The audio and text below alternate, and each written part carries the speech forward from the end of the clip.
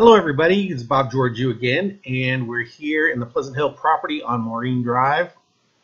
And we're going to take a look at the property from the inside, talking about the aspects of the home that are fixable, what I would do, and in the next video we'll talk about the budgets and what everything will cost here.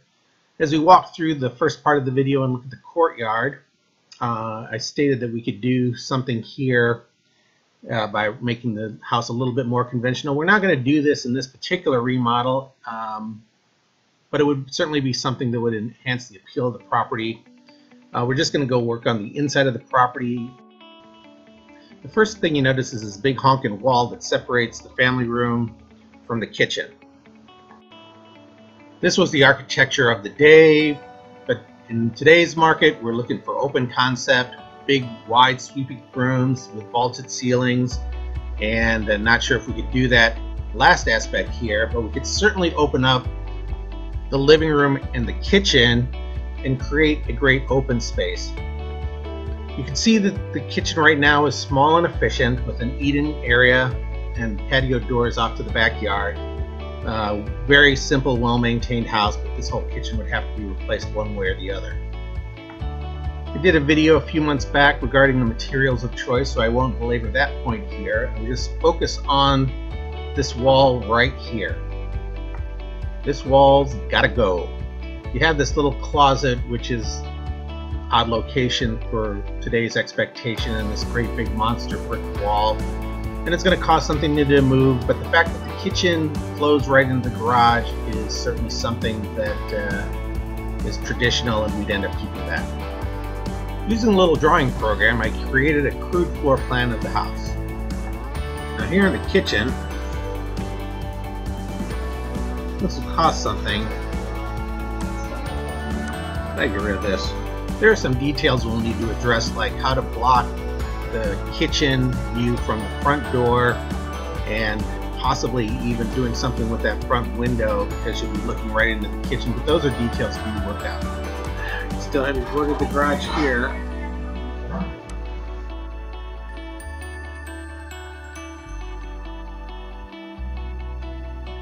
This great big honkin' island kitchen here. There. So your refrigerator would be here. You'd have a wall with your stove. You can even put it right here. We're going to jump past these front bedrooms and head down the hall where it tees off at a bath into the bedrooms.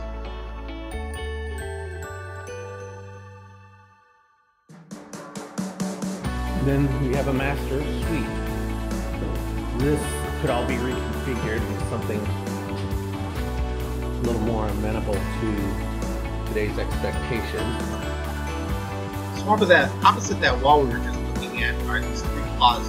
The first closet we probably keep. The second one is the utility closet, and then this one has the furnace, which would be relocated either to the garage or with the ceiling, and a water heater, which will be into the garage. So let's go back to our drawing and make those changes.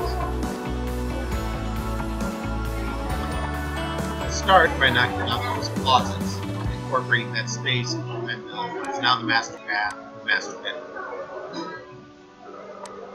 We'll keep the first closet for storage or coats, and we'll take the master bath and turn it into the new hall bath by extending the wall all the way to the aisle. You'll understand why I'm moving the door to the master in just a minute. To modern expectations, this master suite is kind of small, and by incorporating the hall bath into the rest of the house, we lose our master. Now, this bath here and this hallway here create a situation that's really wonky, so my plan would be to extend the master out and square off the building. This would knock out that hall bath and allow us to use the plumbing for the master. Now, going back to the house, that wall right there would go out that way, and then what that would allow you to do is take this space here as well as that wall that way, and then end up with a more modern-sized master suite. And then we would reconfigure this whole space in here. The whole house is in it. The switches are all over the place, and it's got fuses, so the whole house will have to be rewired. It probably has 120 coming in, and that would need to be upgraded. 120 or 90 amps coming in, and then they have to be upgraded to a 200 amp service. And then we could get a more conventional, really nice place. You can actually leave that window there, put sliding glass doors, or what do you call it? Doorway out to the back.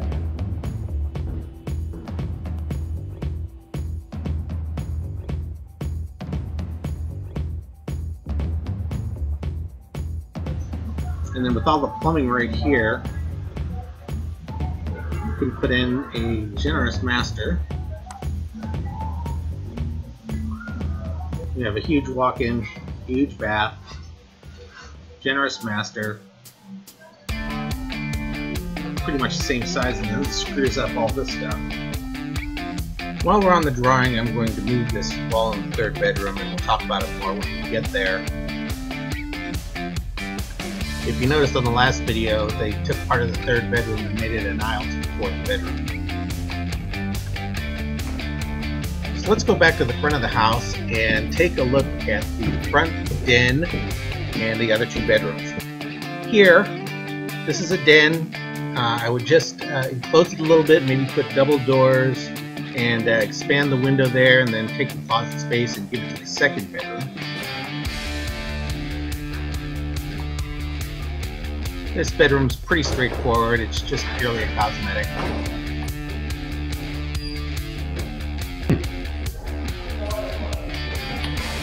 One of the things about this property is that it has an addition, and you can tell it was an addition because what they did is all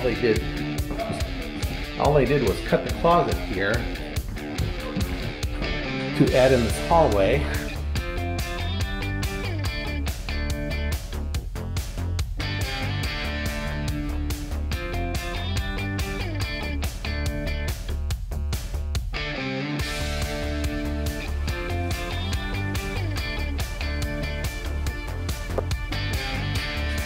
Down to the attic room. Now this floor plan can easily be so this hallway was once part of this bedroom. And this is the end of the house right here. So this wall right up here above this door is a load-bearing wall. Another possible alternative would be to take this room and turn it into the master using the extension space that I explained earlier. Sort of like the other idea, because it just gives you a bigger room, I think, but it's going to be personal preference, whoever does it. You can also see that we're on concrete floors here, and we're on raised floors here. I don't know if this is on slab, I guess it is. If we did a home inspection, so we can figure out what is really possible here. Let's visualize this on the drawing. But now it can actually function as a den, and all the closet space turned into bedroom number 2. That weird closet in the hallway along with the bedroom 3 now becomes one closet as it was originally built, and this fourth bedroom has its closet. Thank you everybody for checking out my video. Like, share, subscribe, and in the next video we'll be talking about budgets. We'll see you in escrow.